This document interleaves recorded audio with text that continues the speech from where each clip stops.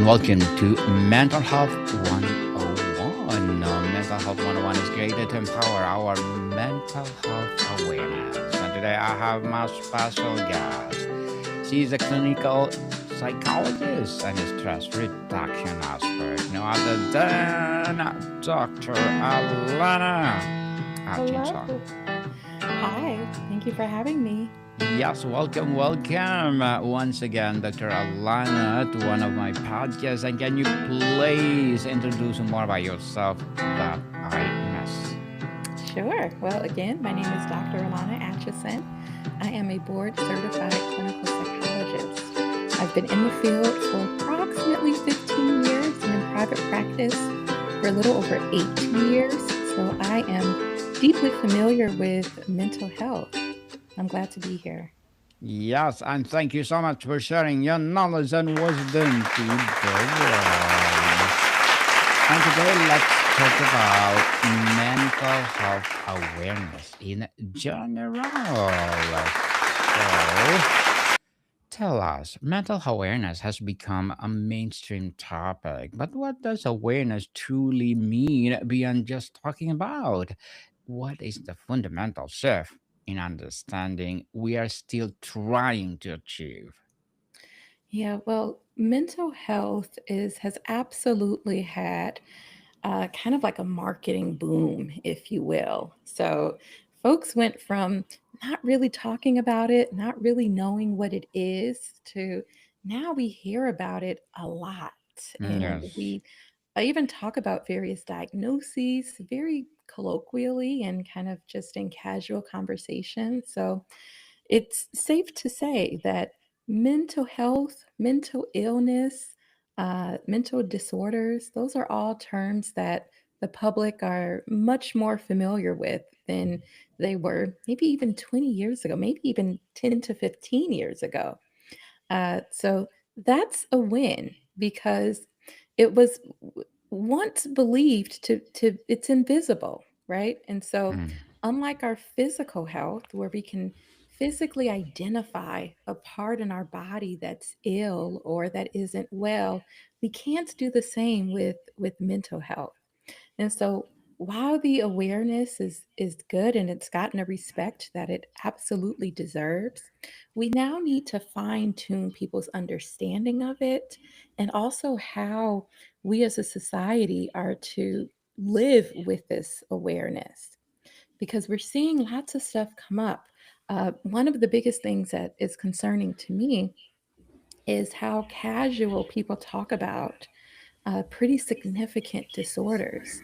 So, for instance, folks may self diagnose themselves with various disorders such as autism, spectrum disorder, or ADHD. We also hear casual use of the term narcissism, post traumatic stress disorder, or even bipolar disorder. So while the awareness is great, but my concern is that the expansion or understanding of these diagnoses and these disorders is becoming inflated with stuff that isn't factual, with an understanding that isn't factual. So it takes conversations like this with professionals such as myself to help maintain the integrity of what these disorders are, what it means, while also giving the public some tools. So with physical health, we know we have tools. We know that we have to eat well and exercise. At the very baseline, we know that we have to eat well and exercise. We also know that we need to get good sleep. We generally know that. With mental health, I don't know if we know what the general guidelines are. How do we, for instance, prevent a mental disorder? How do we manage with the mental disorder? How do we support others with mental disorders? So there is a need to have a uh, kind of a rule of thumb of sorts when it comes to each of those areas, starting with prevention to management to support, just as we have with physical health. Interesting and empowering, Dr. Alana. And let's talk about the stigma shift. Where do you see the most persistent and insidious forms of mental health stigma hiding today, whether it's in our workplaces, families, or even within ourselves? Yeah, well, fortunately, stigma is decreasing in many ways because it is something that is so widely acknowledged and discussed, and even on various societal levels. So, for instance, your workplace might talk about mental health awareness or mental health support. Where your school might talk about mental health awareness and support, and certainly something that's being talked about more. And so, more and more people have a greater tolerance for it than we once did. So that's a good thing. But the downside is that it is still stigmatizing. And what I see in my corner of the world is that it is a little more self stigmatizing than of the general population or public. So it's people who have to sit with themselves and acknowledge within themselves that they may have a mental health concern, or they might be struggling with an illness. And that takes an incredible humility and self insight and also low stigma to admit that to yourself. So by the time people come to me, they've usually admitted to some degree that they're struggling. How significantly they're struggling then becomes another challenge, because I do have a handful of clients who, although they come regularly to psychotherapy, and I offer 50-minute sessions on a weekly basis where I use evidence based practices to help manage, reduce, and support mental illness. Some mental illnesses are need a little more support. So the severity might be a little more severe, which then requires some medication management. And people are still a little resistant to medication. And so I spend sometimes the greater part of a year educating clients about medication, telling them why I think it would be beneficial, encouraging them to, at the very least, get a consult with a psychiatrist. But many people are afraid of how medication will maybe change them. They think that it might change their personality. They're understandably so afraid of addiction. But more than anything, they're afraid of what it means.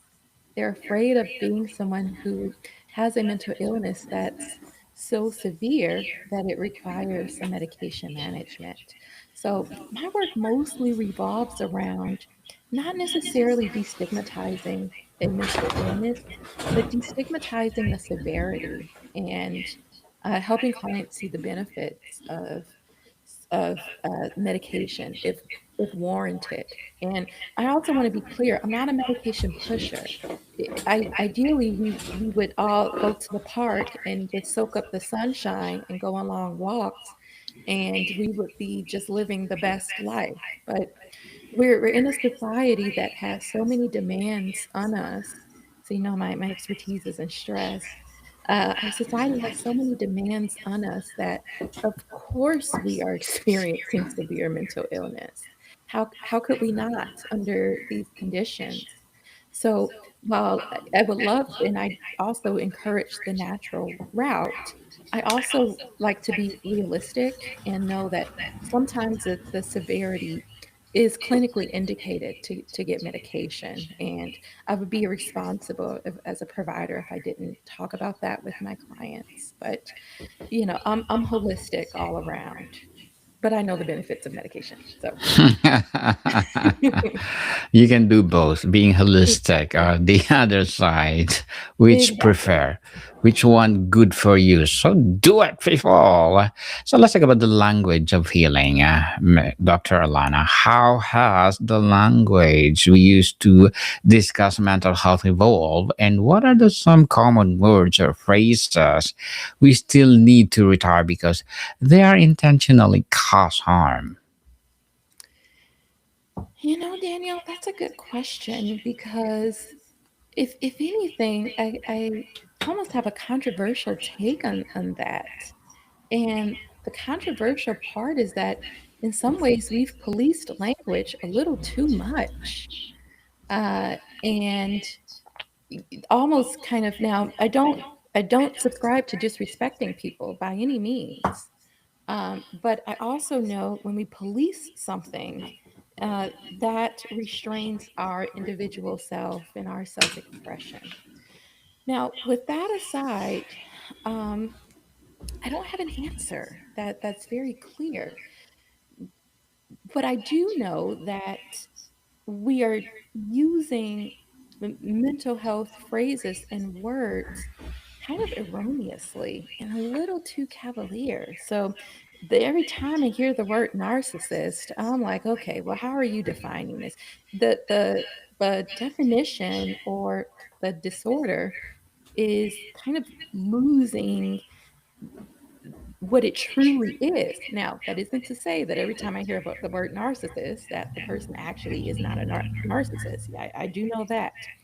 But I also know that when we are expanding the behaviors that fit into these categories or these words, then we run the risk of watering down the field and having a great misconception about what certain disorders are.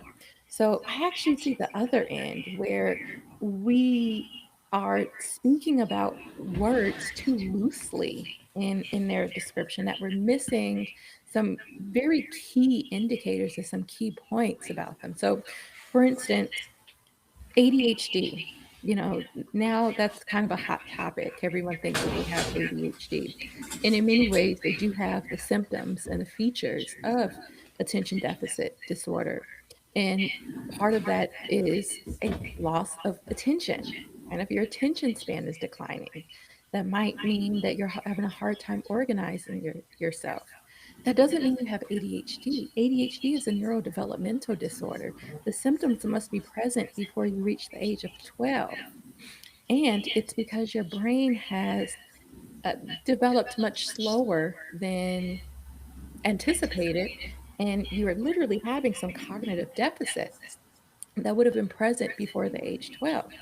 Now, some people go throughout their lives without being diagnosed. The diagnosis might be missed because ADHD wasn't really talked about that much in the 80s, 90s. But every adult who has some attention problems does not have ADHD. You know what they might actually have?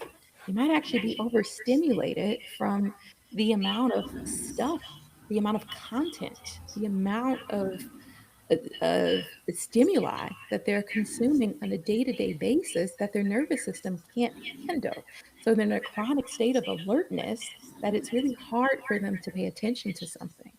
But when we label behaviors that look like ADHD as ADHD, then we're missing the integrity of the diagnosis, and we're kind of watering down the the um, the work, all of the research and work that went into the development of that disorder. It also sometimes gives people something that they can rest on. I mean, I hear again grown adults who are saying, "Oh, well, it's just my ADHD. I can't," almost as an excuse uh, for poor behavior, and that's also a problem. That's also a problem. So I see language use from the perspective of we are overusing some of these terms, and it isn't faring well for the general population. Now, on our end, for providers, we're getting very busy.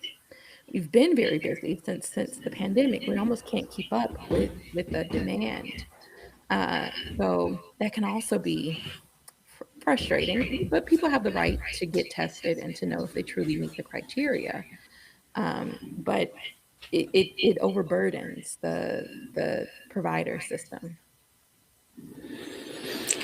Dr. Alana, let's talk about the ripple effect. When one person in a family or workplace prioritizes the mental health, it creates a ripple. What is the most positive and unexpected change you've seen this kind of ripple effect create in a community?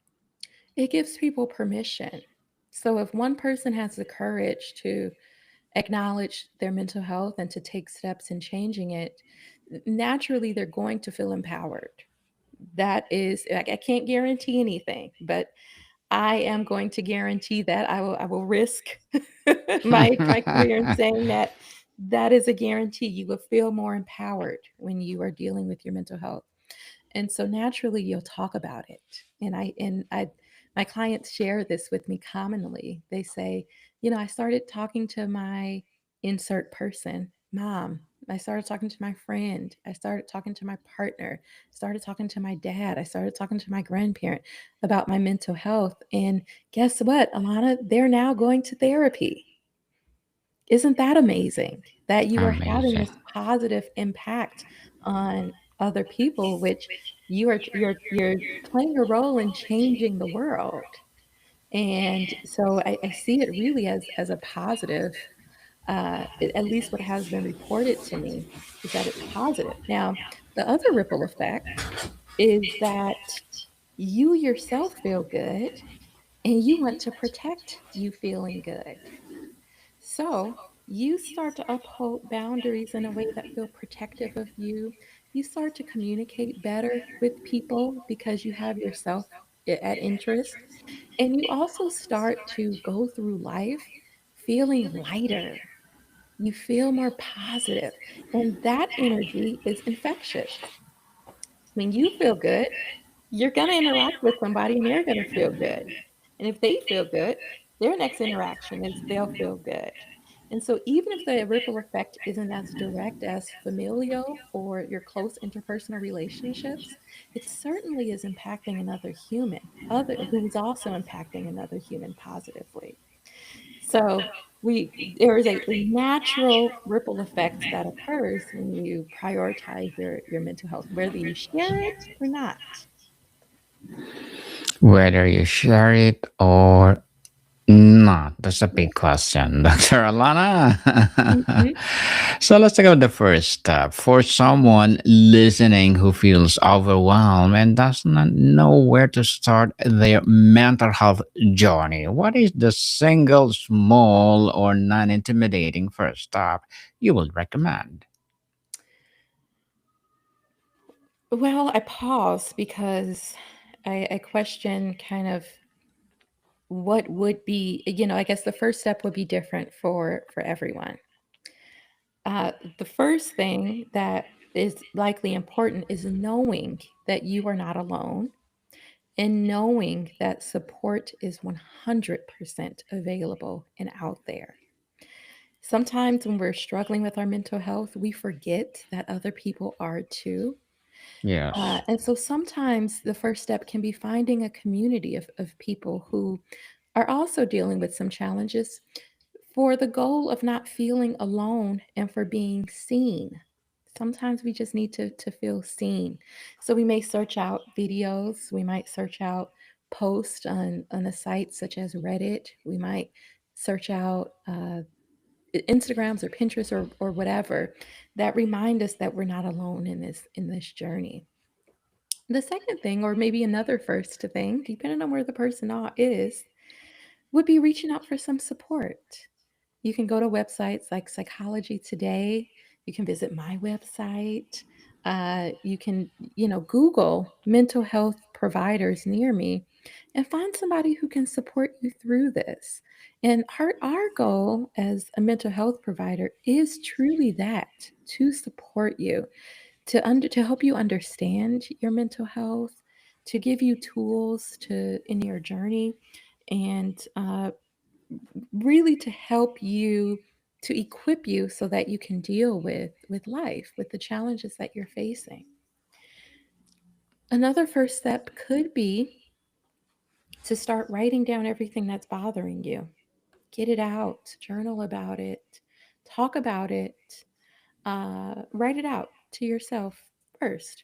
Talk about it with a trusted friend or family member. And if you don't have a trusted friend or family member, get it out in a journal and then book an appointment with a therapist.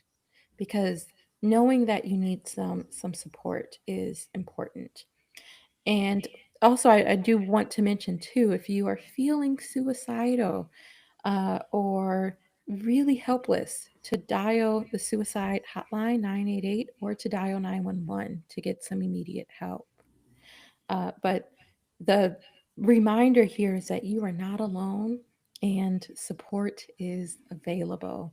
And we would love to support. I would love to support. This is what I'm put on earth to do. And this is my gift. And it's many of my colleagues, this is our gift. And so we would want nothing more than support someone who is in need.